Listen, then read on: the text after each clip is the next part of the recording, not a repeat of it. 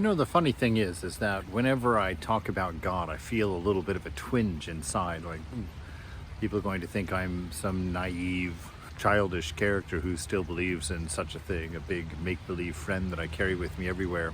You know, I don't know why that bothers me. Sometimes it does, because I talk about God all the time, and I've literally devoted my life to that pursuit and to that understanding of things.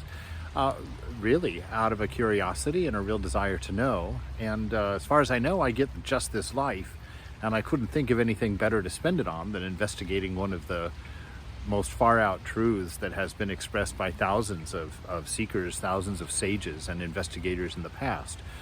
So that's kind of where I'm at.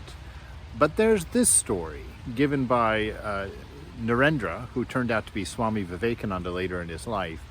He went around for a period of time looking for the holy men in India, and he asked them right off the bat, "Have you seen God?" And he said he was near giving up his search because none of them would say that, yes, they had seen God.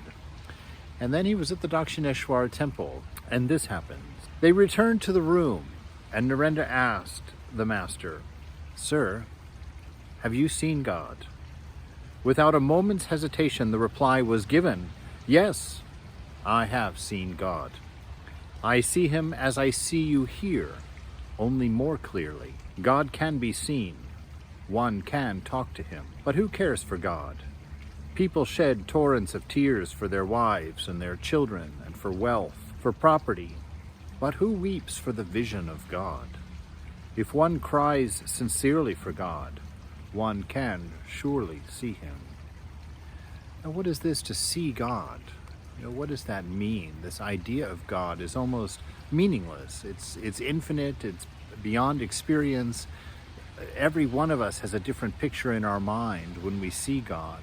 And actually that's the way it should be. The Vedanta teaches that when we see God, he manifests uniquely to us as our highest ideal of love. That it's our devotion that freezes him, as it were, and has him or her or that take a form that can be actually experienced or spoken with. And that's certainly each of the avatars, but even the seen deities worshipped, the 3 million plus deities in India. It's not that there's 3 million plus gods, there's 3 million plus manifestations of the one divine Lord. And even more than that, from what Vivekananda later teaches in his life after he has had multiple visions and multiple encounters of this spiritual kind with the beloved, with the divine. And he gives a lecture in Jnana Yoga in volume 2 of his complete works, if you want to look them up online. He said, we all understand that desires are wrong. You know, we understand that being selfish and wanting things for ourselves is not helpful to spiritual life. That's what he's talking about here. But what is meant by giving up desires? You know, when people talk about renunciation and giving up and this asceticism, where does it all come from? Why are we doing that? Why does religion seem to fixate on this idea? He says, what is meant by giving up desires? How could life go on? It would be the same suicidal advice, killing the desire and the man too. What else would we live for? The solution is this: not that you should not have property, not that you should not have the things which are necessary and the things which are even luxuries. Have all that you want and more. Only know the truth and realize it. Wealth does not belong to anybody. Have no idea of proprietorship, of possessorship. You are nobody, nor am I, nor anyone else. All belongs to the Lord, because the opening verse told us to put the Lord in everything. You know, what's he saying there? What do you mean the wealth doesn't belong to you? You worked for it, right? So you think, oh, this belongs to me. Well, see, what he's pointing out is that you're not permanent in your body, mind, self. You're going to die, and then whose is it?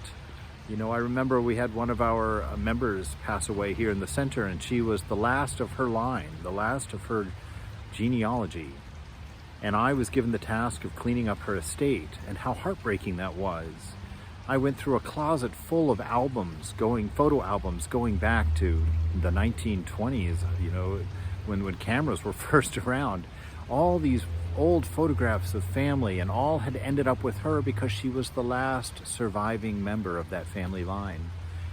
And what could I do with it? You know, what could I do with that? With all of her heirlooms and all of the things that she had left behind? And I really understood. Wealth doesn't belong to anybody. God is in the wealth that you enjoy. That's why you enjoy it. He is in the desire that arises in your mind. He is in the things you buy to satisfy that desire. He is in your beautiful attire, in your beautiful ornaments. This is the line of thought. All will be metamorphosed as soon as you begin to see things in that light. If you put God in your every moment, in your conversation, in your form, in everything, the whole scene changes, and the world, instead of appearing as one of woe and misery, will become a heaven. He goes on later in that article to talk about the fact that to walk around and say, have you seen God? He said the question is, have you seen anything but God? It's because of the perspective of your human body self that gives you an unreal perspective of what really is.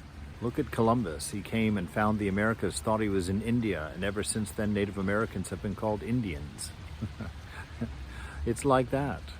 We've arrived in a land we did not know where we were, and we've made assumptions about this world from the human perspective, from the particularized perspective of a gender and an age and a body. And it's not correct. What we have seen is divine. What we are knowing is the beloved. And what religion is a set of scaffoldings for undoing ignorance, that we might see that oneness, that divine presence in all things, and find that perspective where there is no suffering, where there is no evil, where there is no wrong, because both sides of the coin have become one.